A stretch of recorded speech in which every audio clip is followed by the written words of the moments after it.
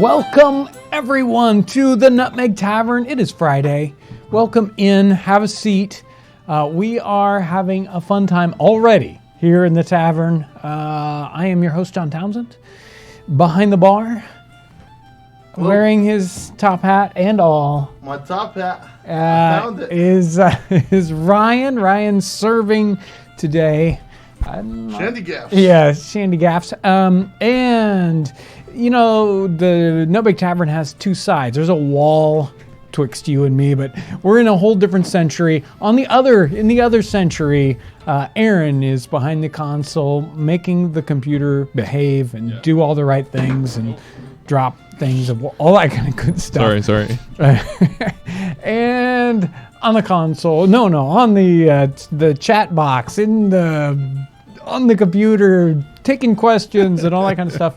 Kyle is back there doing that. Thank you, Kyle. And I will say right at the beginning of the live stream, in case you have the ingredients at home, a Shandy Gaff is a good beer and a good ginger beer mixed together.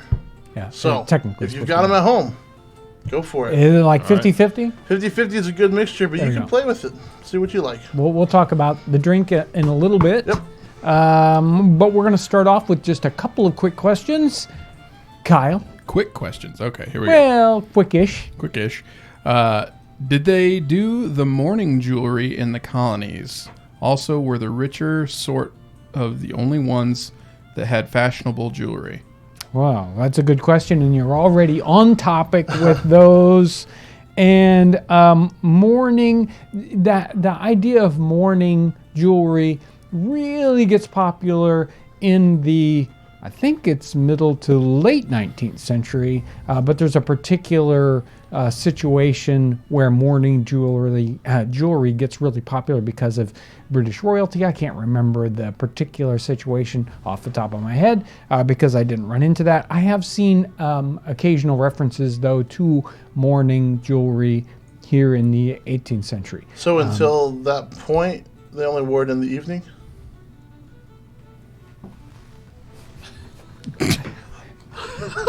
Okay. Mourning, like I'm mourning my lost dead person. Hey, it's not a bad thing to bring out, even if it was a joke. Was there costume jewelry like the paste and rhinestone types that we have now? Oh yeah.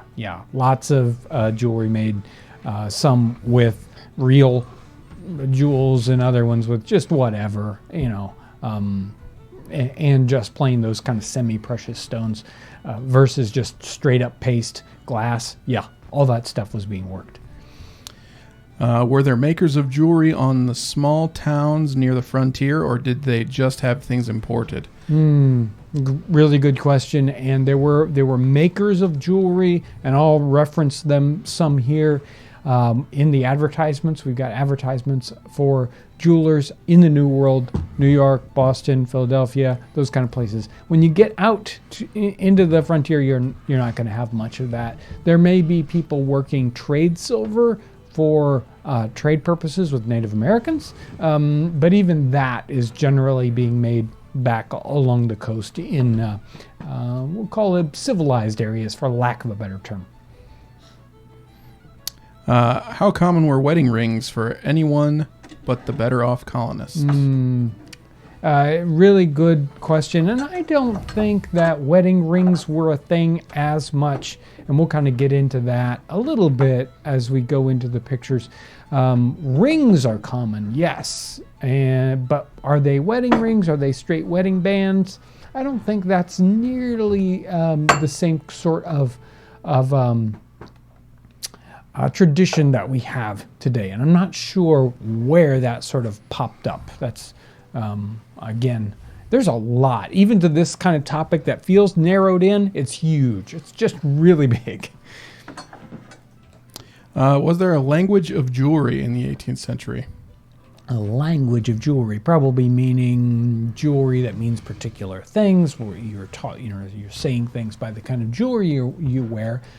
Yeah, I'll bet there is. I think there's probably some good call for that interpretation, although, again, I'm not sure what necessarily those particular things are. In period, was ear piercing done to hang baubles from your ears, or did they have some medical reason for it? No, not medical reason that I know of. I think it was always to put adornment in your ears. And as we go through the pictures, we'll see some of these really interesting examples and non-examples of earrings, which I think is pretty intriguing. In New England, there were sumptuary laws in place so that only wealthy people could wear expensive clothes or jewelry. Did the same hold true for other areas? That is, yeah, boy, you guys got some super duper good questions. Yeah, And we I have a think ton there's today. some of that that may, I mean, generally, most of the ideas for the laws are coming from overseas. When I say overseas, in our circumstance, most of our kind of the seed ideas for the laws are coming from Great Britain. And so if we're seeing those kinds of things showing up in North America, generally there's precedent for them, for that same kind of law to happen in Great Britain. Okay. A random earth oven question. Excellent. What ratio clay to sand do you use, or do you just eyeball it? Generally eyeball it because it can vary depending on the sand that you've got and the kind of clay you've got. But generally, I would start with a kind of 2-to-1 ratio, 2 sand to 1 clay. A lot of people want to go over on the clay thinking they need a lot more clay, but you don't want too much clay or else you get shrinkage issues. And I think I covered that pretty well in that earthen oven in a day. Not 24-hour, but earthen oven in a day. There's like a couple different ones. I think basically the most recent one where I believe I covered the amounts that I use in that oven pretty specifically. Most of the ovens I didn't really, it's like, well, I'm going to use a bunch of this and a bunch of that, and I wasn't paying attention to exactly how much I needed. In that video, I really kind of weighed it all out and knew exactly what we had. So that one's probably a good one to check back for that ratio. Where can I find all of the ship navigational instruments like your sextant? Some of those are going to pop up in Diderot's in the section where it's covering those scientific instruments. Also a good, well, it's a boy. Are we talking about illustrations, information about them, or the actual pieces themselves? I think he's actually looking for actual pieces. Oh, finding the actual pieces. Yes. Oh, no clue on that one. I'm gonna go digging around on eBay, I guess. So let's look at some paintings. Yeah. So go ahead. Aaron's gonna pop up. I've got a series, we got a slideshow here of pieces. This first slide here is from Diderot's Encyclopedia. It's the tools that the jeweler would have. You've got drills here. We got awls, scratching. Oh, that was not good. Hey, Aaron, can you bring that multi-view back up for me? Sorry, guys. Technical problem. there? Yeah, I've got it back again. Which cable are you having trouble with? Oh, it's just a USB cable. I think it was in the back of the unit itself. Okay. We've got rasps, tongs, and bellows, and the bottom corner pieces here are little heat lamps so that you can heat up your pieces doing soldering and whatnot. And I love the on the other side at the bottom, there's a whisk for, I don't know why you need a whisk as a jewelry, but you one of those twig whisks that we use even in cooking all the time shows up right there. You can go ahead and flip the there we go. There's his workbench, and you can see there's 5 slots in this workbench. It's right up against the window, so you got lots of light. because they don't have a lot of artificial light. And you can see that there are these little sort of bags or aprons that are hung down there, and that's so it catches all those little raspings of silver or gold, whatever. You capture every little bit of that so you can melt it back down. You're not wasting anything. You don't want to lose those. You've got anvils, and then we have these various vices and tools to do other work to figure out exactly what your pretty jewelry is going to look like. Go ahead. Now here are some illustrations of pieces, and we can see men's jewelry here at the bottom of this left side, where we've got buckles, shoe buckles, buckles for other parts of a men's outfit, your knee buckles, those sorts of things. That's the kind of jewelry that shows up on men's clothing. And then we also have some little drops, some little necklaces. And then this other piece on the other side, the right side, that major middle piece is a stomacher. That goes in the middle of a lady's dress. And it would be silver and all these different kinds of jewels. And we'll see an actual painting of one of these later on in the slides. We also have other little bits here, and these things might show up, little brooches. They might show up on the sleeves of a dress. So go ahead and flip the screen here. And there's the workshop. There's the workers themselves working in their workshop. They've got a forged a forge type area to heat things up, and then all these various work spots to go on. And in the window there, you'll see those little they look like a candle stand, and then a globe on the top of that. That actually, those have a light globe there, and the sun would come through that like a big magnifying glass, and you would work right in front of that, and it would give you a concentrated light source, even brighter than just standard sunlight. So you could really, get in there and see what you were doing. Go ahead and flip the, there you go. There's some, when we go looking through portraiture in the 18th century, there's a lot to understand, and this is the place where I'm going to look for how this jewelry is being used. You would think if you're having a painting done and you want to show off, and a lot of these paintings are show-off paintings, you would have your jewelry showing up. It would be obvious. But if we look at a lot of paintings, we don't see any jewelry. Here's our first lady here. This is, I think this one's about 1730, 1740. She has no earrings, no necklace, nothing in her hair, nothing on her dress. Go ahead and go to the next one. Here's a family. This is probably a fairly well-to-do. This is a self-portrait with the painter there.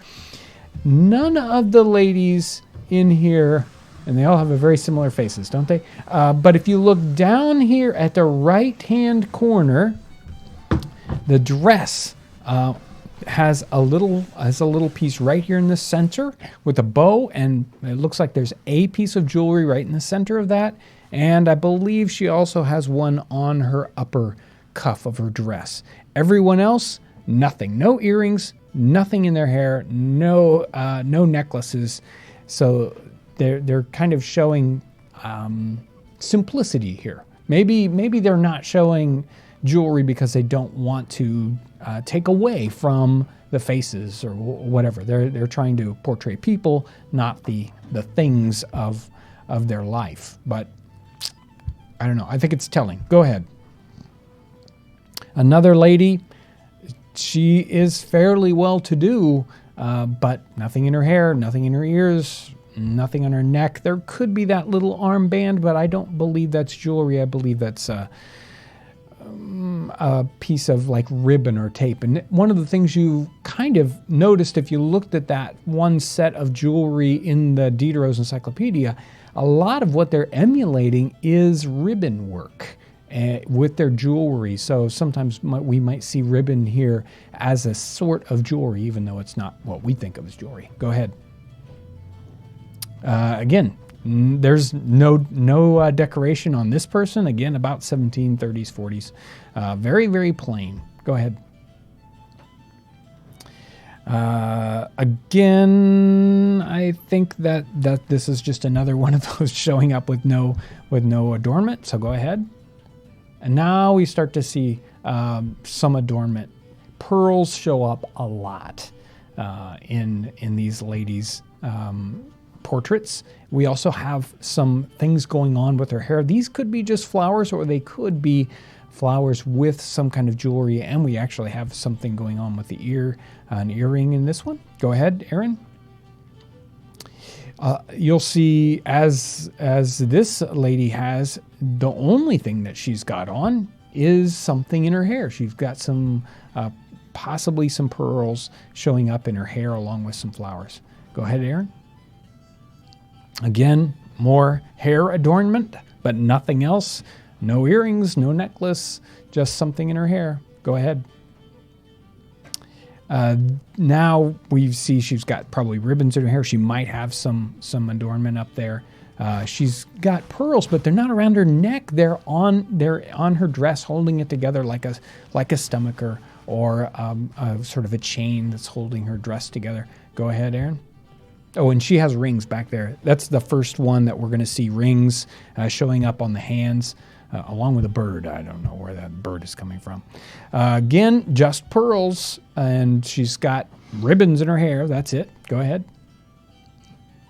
Ryan liked this painting. This one's actually late. She has an interesting face. It's the one with the two kids on her lap. What's funny about it?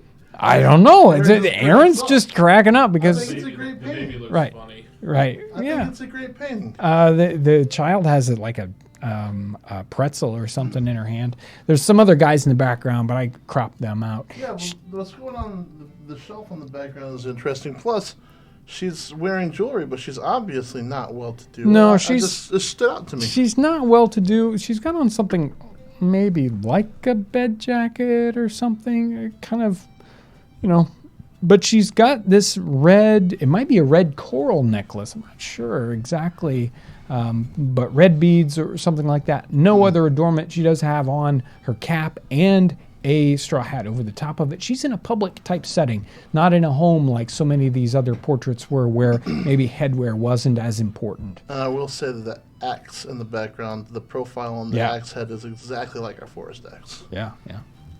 Go ahead, Aaron. I thought this one was very intriguing. This is a family portrait in America. I believe it's 1770s. The girl here does have a necklace, and I believe if you look, it's hard to see in this painting at this resolution. Maybe you can see it better than I can, but it looks like a multi-string of pearls.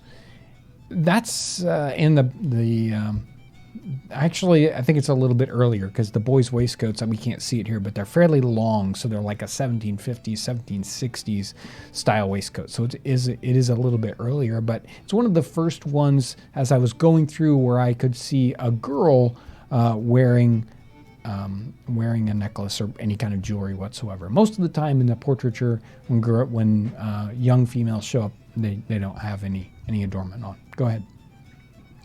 I thought this one was great.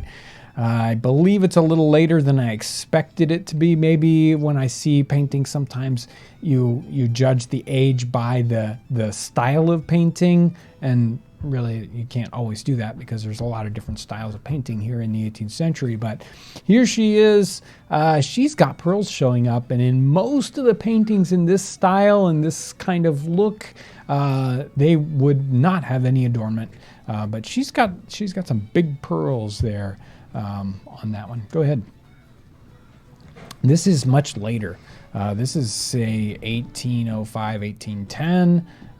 And because so many of these early ones, their dresses are so busy. They are complex. They have lots of adornment sometimes on the dresses themselves. When you go into the 19th century, early, this is 1805 or so, it becomes, hey, my dress is very, very simple. It's time to put other adornment on. And so she's got some nice, simple little earrings. Go ahead, Aaron. This one, the earring popped right out. It's like it must stick out from her headdress. So, we've got some really loud trains lately. Yeah. Anyway, Not usually this time of day. this one, the neck or the earring sticks out from the painting. It almost seems like the painter painted it and then hung the earring on the painting itself. Go ahead, Aaron.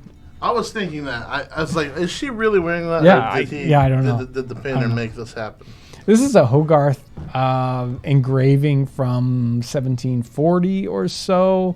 And we don't see a lot of illustrations of weddings. And some people ask about wedding dresses and wedding culture, what's going on in the 18th century. Here is an actual painting or an engraving here of a wedding. And this young rake is marrying an much older woman. But she has a ring on. She has some adornment on her dress. She's got this necklace with a cross, and she also has some, I believe she's got earrings. It's kind of hard to see on the screen here. And then even her person who's waiting on her behind her has a necklace on. So the interesting kind of early version of that jewelry. Go ahead. Hair. You like her? Somebody from that last painting commented, "Dude must be blind." Well, you have to go through the rakes process. It's Diderot's kind of does here's the whole life. Here he is being a bad young person, and he ends up dead with holes in his head and lots of it. It's a moral story that goes on in that set of paintings. This lady has again one of those bows and a big pearl drop on the center front of her dress. She's got pearls around her neck, pearls around the head. Pearls are very, very common in these 18th century portraits. Go ahead. I love this painting. This one's great. This one's probably European. I can't remember whether it's German or French. She's got I don't know why this earring is sticking way out front on her, whether the painter wanted it to show up more or not. Can't really figure that part out. She's got this wonderful red necklace. It could be coral work. It could be red beads. Usually beads are traded. They're not. You don't see them so much in jewelry used, say, by the English or whatever. So I'm guessing these are some kind of garnets or whatever. And then she's got several different rings on her hand. And I love the kid trying to drink out of the side of the glass. That one's always funny. Go ahead, Aaron. I picked this one out. The resolution's not very good on this one, but check out what's on the pendant on her necklace, on her pearls. It's a picture, it's a portrait, and you'll see many of these miniatures being used as jewelry. That shows up. She's got jewels in her hair. She's got big earrings. She's got expensive pearls with a center garnet or something similar to that. So she's got a lot of jewelry. Go ahead. She's got one of these giant pendant things. They're not very common, but they do show up. And she's got some very obvious earrings on this one. Go ahead. Again, just jewelry in her hair, and then around that, this is again late. She's got probably 1810, 1815, and she's got a little belt with jewelry on it. Go ahead. No jewelry at all on some of these people. They weren't showing that. So go ahead. We already showed that one. Go ahead. This one, I think, is really, when you want to see how that jewelry is being used in a dress, this one really shows it off here. The centerpiece, she's got one of those giant, sort of diamond and silver ribbon work that's holding her dress together. There is sort of a stomacher. She's also got just encrusted jewels around her neck, pearls in her on her ears and everything. And I believe she's the ambassador to France, the English ambassador to France's wife. So she, again, very, very well-to-do person. Go ahead. Sometimes the jewelry is just so plain and simple. She's just got on a ribbon band around her neck. Very, very simple. Even though she's in a, quasi well-to-do situation here, apparently she's drinking chocolate. Go ahead. This family setting, I think, was really interesting, juxtaposed against most of those other girl paintings. These girls, almost all of them, except the very youngest, have earrings showing up in this. We've got necklaces showing up, and the big round earrings. They don't. This isn't as common in most of the paintings. Again, though, this is late 1800 to 1810 or so. Maybe even just slightly later. The littlest, the smallest child there has a little wooden flute. I thought that was real interesting as we were looking at the close-ups of that. And I'm not sure how many more. There's probably just a couple more, aren't there, Aaron? Oh, I'm not sure. I don't see a list of them. Okay, try one more. Yeah, she's got pearls in her hair, pearls around her neck, kind of bulgy eyes there. She couldn't help it. Okay. And this is another. I think this is like a duchess, this one, I believe she's Spanish, and that's another kind of hint or clue here that you'll see, at least in the portraiture, more jewelry showing up, say, in Spanish settings than you do in the same sort of English setting. And let's see if there's just one more. Oh, there you go. I thought the pearls in her hair were very, very interesting. I think we can stop there. I think we're almost at the very end of that. So there we go. Whoa, so much. Just a couple little things too. Charles Oliver Bruff. He's a goldsmith in jewelry at the Sign of the Teapot and the Tankard. Let's see, he's in New York. He makes all manner of sleeve buttons, mourning rings of all sorts. So there's your mourning jewelry. And this is probably fairly early, 1760 or so. Trinkets for ladies, plaits for hair in a curious manner in true love's knots, buttons, rings, lockets, plain enameled gold necklaces, stones of all sorts. This is again not imported jewelry, but jewelry being made here in North America in that time period. This one. Myers and Halstead has all kinds of work in gold and silver, a neat assortment of plate, chased and plain, diamond rings, garnet hoops, brooches in gold and silver, crystal buttons. So crystal meaning, kind of paste, not semi-precious stones.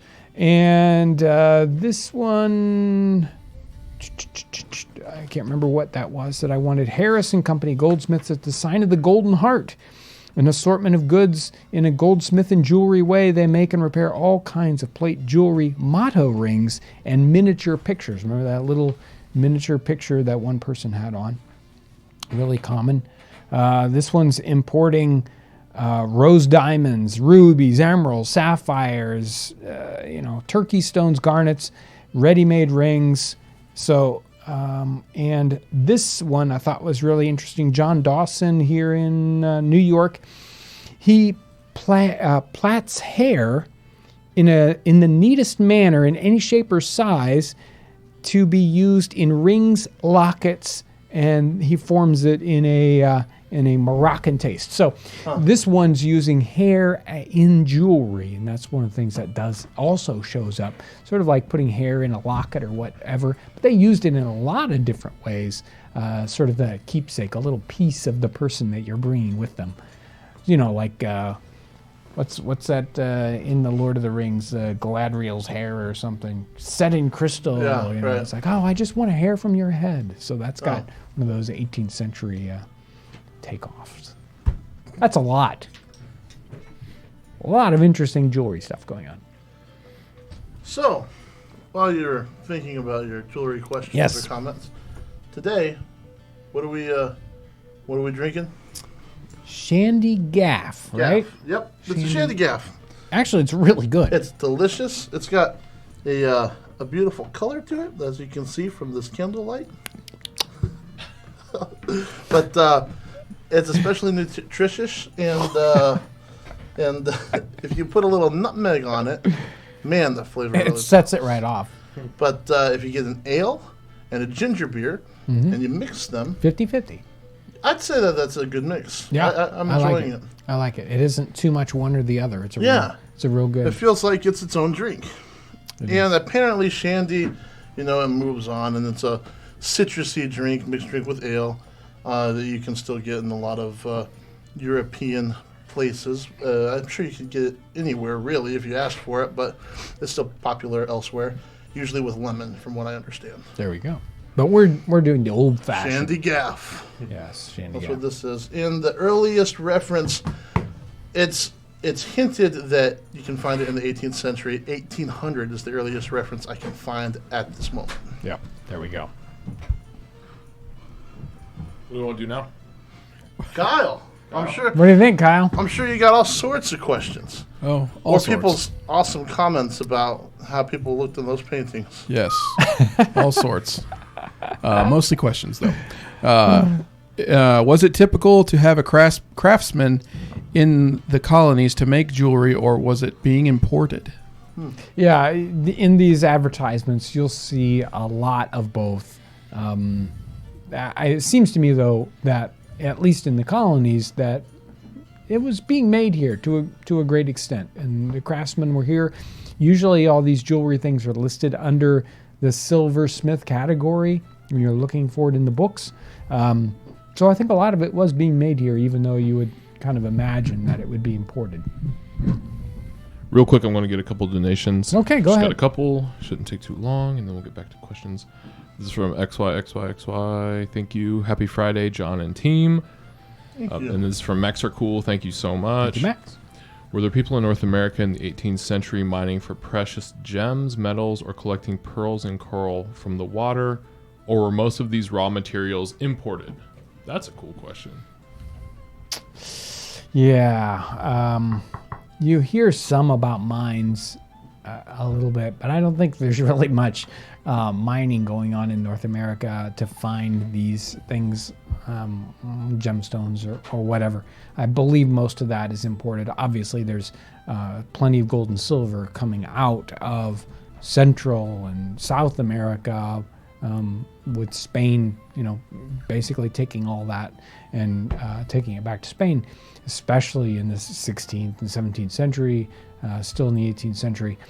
But most of that's going to be imported, the raw materials. Yeah, those are the only two I had Okay. for now. So Very good. thanks. Very So we good. have Thanks so something much. pretty important to cover real quick. Yeah, I think it needs to what's come that? from your lips, or else it's not done. But we need to say happy birthday to Charlie in Kentucky. Charlie, happy birthday there in Kentucky. Amazing. Yes. Occasionally happy birthdays happen right here. The family gave a wonderful book suggestion as well, so thank you for that. Right. Thank you. Thank you. All right. Did people regularly get piercings in the 18th century? Wasn't a ear piercing associated with crime or indentured servitude? I don't know. I can't answer that. I mean, you saw from a lot of those paintings, even when they had jewelry on, they didn't necessarily have earrings. Earrings weren't the most popular style of jewelry. I think today, if I would say earrings, probably. I mean, am I guessing right? I'd say so. I Right. mean, we're piercing little. I mean, usually children are getting their ears pierced Yeah. before they're able to say yes, I want it, or no, I don't. Right. So, but whether that was the reason for it or not, I cannot answer. Were pearls and other precious stones being mined or harvested in the colonies? Yeah. So, as far as I know, no. What were maps of the 18th century like, and how were they laid out? Map making is a super great topic, and if you've ever looked at period maps, you think, boy, they're all messed up. They're out of proportion. The rivers don't go in the right places. Things don't seem to line up, and that's because map making is hard to do when you're just on the ground. And today, boy, we can cheat. We can look at satellite images or high altitude images, and we can really get all that stuff to lay out and seem like it belongs where it should. There are some maps that are just amazingly accurate, and I have no idea how they would have done it. Yeah. I just have no idea. We're friends with some surveyors Yeah. and map makers that we'd like to have Yeah. in to do conversational things with, but it just hasn't worked out yet. Yeah, and we'll do our best to get a map making, surveying kind of episode in the future. When did the cameo make its first appearance in America? I believe cameos are 18th century. You'll see them show up a lot more in the early 19th century, and we could probably do a picture study and dig around. And if that that's I don't know the exactly earliest date, but I would go through advertisements because they're probably going to start popping up by name, and that'll give us a closer idea about when they first start to show up. They're obviously much more common in the early 19th century than they are earlier into the 18th century. This one popped up after we asked the map question. It says, why do old maps always have sea monsters on them? There's just some sort of map motif ideas that show up, and because they thought they were monsters in the item. I think it's just hey, this is a cool image, and it could be sort of that language of the map, where you put things like that on your map so people know, oh yeah, this is a map, Were there restaurants in the 18th century outside of taverns? Were there what? Restaurants. Outside of taverns? Yes. No, not really. The concept of restaurants really don't show up beyond the things like ordinaries or going to people's houses until into the 19th century to a great extent. It just isn't the same kind of thing. There was this. Sometimes you'll see sort of a tavern that's more like a restaurant than a standard tavern. There were ordinaries that didn't serve alcohol. Okay. But they were still called ordinary. It was still the same thing. Right. So, and then I think even the ordinaries that thought they weren't going to serve alcohol ended up serving alcohol. Yeah. How did people deal with fat in any meal? I mean, it's chewy and not appetizing. So if you got a steak, what was proper etiquette? Wow. I don't know how I would even find the answer to that question, other than the occasional reference where a traveler or something might talk about a fatty cut of meat that he got in a particular meal. But I've seen no references, so I can't answer it. What was considered rebellious or edgy jewelry, similar to today's lip and nose rings? Wow.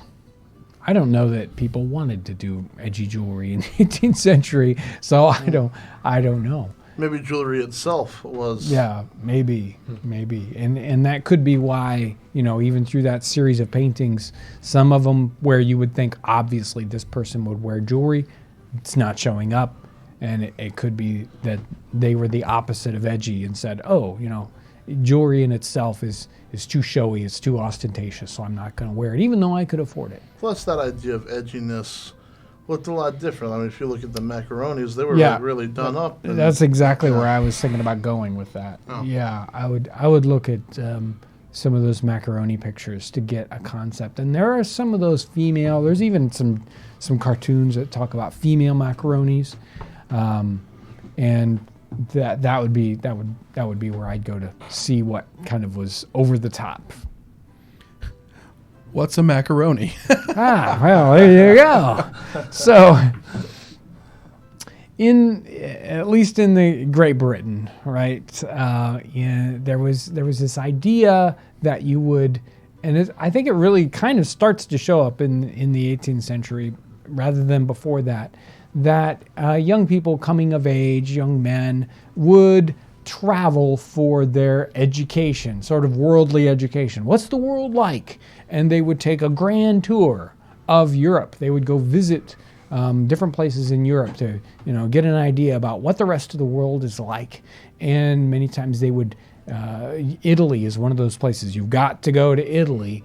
and they would get exposed to Italian food, and macaroni is one of those things that these people would come back to England and they'd say, "Oh, I want to show off how cosmopolitan I am. I want to eat these strange foods. I want to eat macaroni or whatever, right?" And they would be ostentatious. They would be kind of over the top. They're young people. They are rebelling to a certain extent, and they would wear clothing styles that were over the top, strange, weird. It seems like more it's like the modern hipster movement rather than like, in the 1990s, a lot of people are wearing baggy clothes or getting different things pierced. And right now it's like, oh, well, I traveled abroad and I really like ramen and skinny jeans. It's just, it's a little bit more respectful. Right. So those people that came back were called macaroni. They had over-the-top styles, etc. And sometimes you'll see particular cartoons, images that are drawing those things out so that we can see them more obviously with our 21st century eyes. I want to get a couple donations real quick. Rewild Outdoors, thank you. Thank you. Were blacksmiths ever the silversmith or goldsmith also, or are they generally more specialized trades? Bruce Stark, thank you. Was jewelry specifically worn / owned by the rich or the middle class, or were the middle class able to afford certain types of jewelry? Then David Dinelli, thank you so much. He says, thanks for all you do. Thank you, everyone. Appreciate it.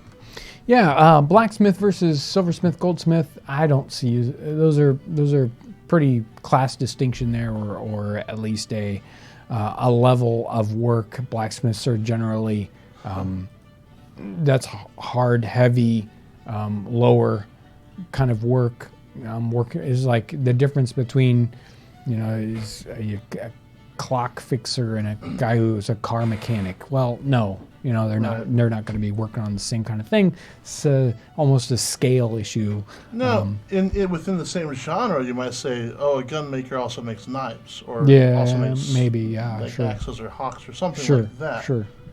And where somebody that's working with metal might work with different types of metals. Yeah. So, but yeah. But those are sort of the very top and the very bottom kind of level on that. Class issues. There were certainly levels of jewelry, and you can find simple jewelry that shows up. One of the simplest ways to find that is to look at archaeological digs of places that don't have rich people, right? But you still find jewelry. So we've got a book in the library that is the archaeological findings at Fort Michilimackinac. So that's, frontier situation. And yet you'll still have jewelry pieces, simple rings, fancy buttons, a lot of fancy buttons showing up, which are a kind of jewelry, especially for men.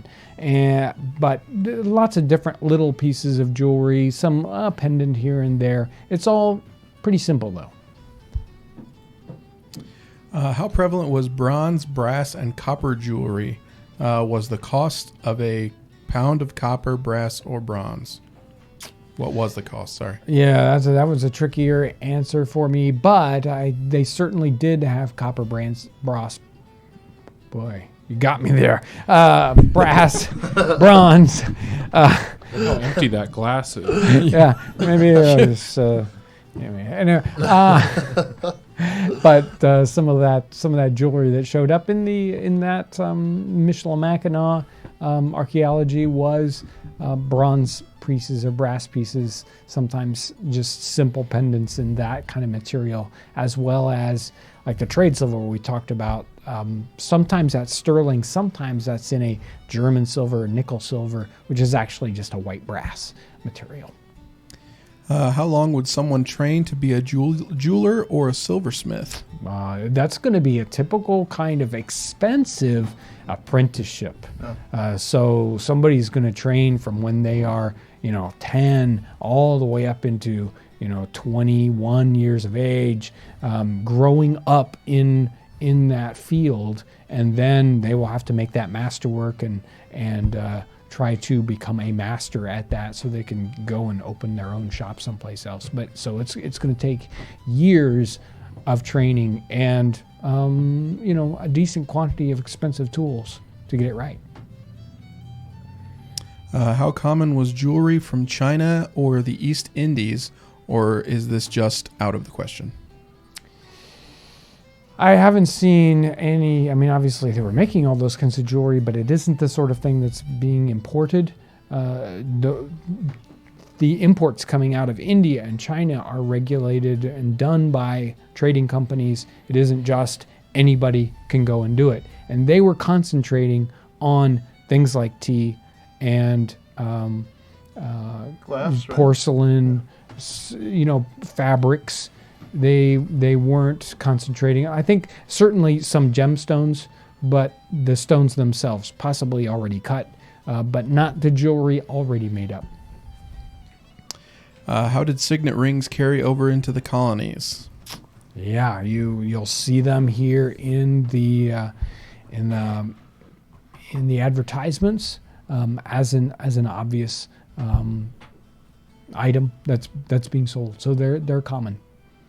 Hey, real quick before we get too far to do it, we need to talk about Patreon. Yes. Every week we try to grab up the Patreon names that happened over the past week. Last week we had guests in. I didn't have the Patreon list, so I've got 2 weeks worth of Patreon names to talk about. Patreon is one of those places where people can help support the channel by giving us just a small amount of money each month. And the new Patreon supporters: Thomas McCowan, Joshua Siller, Anna Rhodes, Kevin Bond, Jeff Rogue, Alex First, somebody that's just Bren, Preston Horner, Sean L., Christopher Finley, Charlene Layer, Mark Turner, John Waldrip, Cindy Blinn, Christine, I should have looked at these earlier, Blazinski, Julie Esper, and last one here, Captain Trotsky. Thank you, guys. Thank you so much. Thank you so much for supporting us. It really helps us to do what we need to do here on the channel. Like next week, we're off on the road. And it's because of this kind of support that we are able to go on the road, do special episodes. This next week is going to be crazy. You want to talk a little bit about what we're doing, or how I don't know. Doing it, or I don't know. We don't do that. Haven't decided yet. We're going to be on the road next week. In case there isn't a Wednesday video, I think we're going to try to do a live stream on the road, right? We're going to try. We're going to try to do a live stream on the road on Wednesday. We don't even know what time, because we're not even sure where we're going to be when, because we're on the road. But it'll be crazy and busy and fun. We'll be visiting a couple different sites, so that'll be exciting. Where am I at? More questions? Sure. Do you have a video on how to make hydrated lime? I just saw your egg preservation video, and I am curious if I can do everything from scratch. Yeah, you know what? Do you remember what his the Skills Guy's channel is? Have you ever seen the Skills Guy? Skills. I'm not sure that's Darn boy. I'll have to find. There's a YouTube video. We haven't done one on lime, but you need to burn lime. There's a video where he makes the oven out of clay and straw, and then burns the. Oh yeah. Shoot, is it Primitive Skills? No, it's not Primitive Skills. Primitive Technology. Is that what you're looking for? No, it's a different one. Anyway, we'll try to find the link and put it. If you come back to the channel and look in the comment section, we'll try to put that. We'll try to find that video for you. But yeah, it's not impossible, certainly, to make your own lime. Now you have to make, when you burn the lime, you make quick lime, and then you hydrate it by taking that quicklime and immersing it in water, and of course it bubbles and boils, and you got to be careful because quicklime is dangerous. There are multiple references. People talk in the egg video. It's like, oh, hydrated lime, it's bad for you. Not the hydrated lime necessarily. It's the quicklime that's the more caustic and dangerous lime to work with. So you take that quicklime, you hydrate it, and then you have what you need. Is it true that buccaneers/pirates used to wear a lot of jewelry to pay for their coffins, as most pirates didn't want to be buried at sea?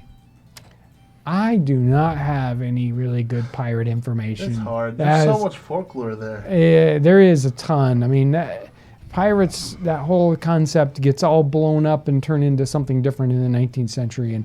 And pirates in the 17th century, there really isn't a lot of pirate activity in the 18th century.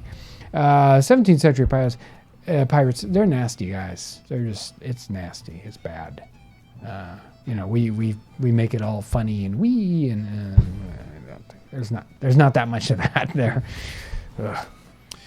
Did Native Americans wear much jewelry, and did they wear jewelry daily? What did colonists think about Native Americans wearing jewelry? I don't know about the last question. What the colonists were thinking about that, and it's such a different alien culture that it's really hard to interpret what people thought, because it's a whole different thought process. And today, we're educated so much about different cultures that we don't have that same sort of, that is just, I can't even compute, right? You can imagine that those two cultures, they could not compute each other in the 18th century at all. I don't get it, right? But the Native Americans, they wore a lot of jewelry. They were very interested in jewelry. So there were all kinds of jewelry, and they were wearing that all the time. That was a prominent part of their culture. And there's some really, really interesting references to what they thought about it and how they used that. So that's a whole totally different topic, and you could study that for years. Hey, we just got a really, really nice donation that I want to read. Okay. Thank you so much. I think it's the first time this person has donated. If I'm wrong, correct me, but thank you so much. Sig7. Hey, John and team, thanks for producing the content you do. The way you bring alive the meaningful history and human spirit of early America is great. It's easy to forget how much we owe to them and the principles they built the nation with. Keep doing great work. Thank you so much. Wow, thank you so much. You. Yeah. Wow. All right, I got one more question, and then we can hit the lightning round. Lightning round, okay. All right. Says, I have a dumb question, which it's not. No. What was one of the first things the early settlers would do when they were off the ship? Well, they immediately have to find, where am I going to stay? How am I going to do it? And, that really depends on the kind of person. I was going to say they need to go to the bathroom, but anyway. I was going to say they need to build the ordinary. Yeah. So, if they're indentured servants, they can't get off until, they find someone to buy them, right? That's one of those kind of like, oh, that's a weird situation. Another thing that happens to people that when they first come over here is they get sick. And many of them die in that first year because they're exposed to a whole different set of diseases, atmosphere, whatever that is in the 18th century. But the first thing they're going to do, they got to find a place to stay. Hopefully they got friends to stay with, people that question to go to. Depends so much on when they came too. Right. Because right. if there wasn't anything here, man, they had a hard time with it. Yeah. All right. Lightning round. It's going to be a quick one, too. I'm so ready. Is jewelry going to be the new addition in the catalog at Townsend's? No, we don't have any jewelry planned. We've never had any great success with jewelry. I enjoy it. I think it's neat, but it's hard to connect that up. And it's hard to find the right best pieces because there's this short answer. No. Sorry. What jewelry did men typically wear? It's going to be in the form of shoe buckles and fancy buttons. How many canoes do you have? Probably too many at this point, but we're up to 3 dugouts now, Dugouts and one and other ones. And last one, would a chatelaine still be in use in the 18th century? They're not as common. They're actually more common as you go into the 19th century, but you do see some chatelaines showing up in the 18th century. Sometimes they've got things like watches hanging from them instead of, like in the 19th century, it becomes a... Oh, again, short answer, yeah. Yes. Is that it? Get that man another drink. Yeah. Oh, I forgot one donation from Tom Maka, I believe. Thank you. No question, you. just a donation. Thank you, I wanted Tom. to read it. Thanks a lot. Thank you. Are we done with lightning rounds? That was it. That was quick. I can find a couple more if you want. No, it's okay. I'll wrap it up. It's okay. This has been a great live stream. Thank you for your great questions, and really lots of on topic. Maybe Kyle's just pulling out on topics. I don't know, but They were all over the place. a lot of Great stuff. well.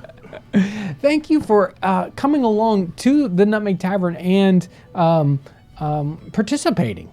You know, a lot of people are just, and with so many different things, it's just you're on one side and you don't interact with it. But we get this opportunity in this live stream to interact. We get to interact with other people. You can interact with other people watching, and you can interact with us here.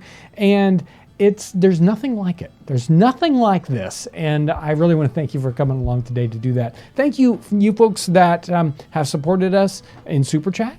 And Patreon, and everybody that watches the channel. You help support what we do. We could not do it any other way. Thanks for watching today.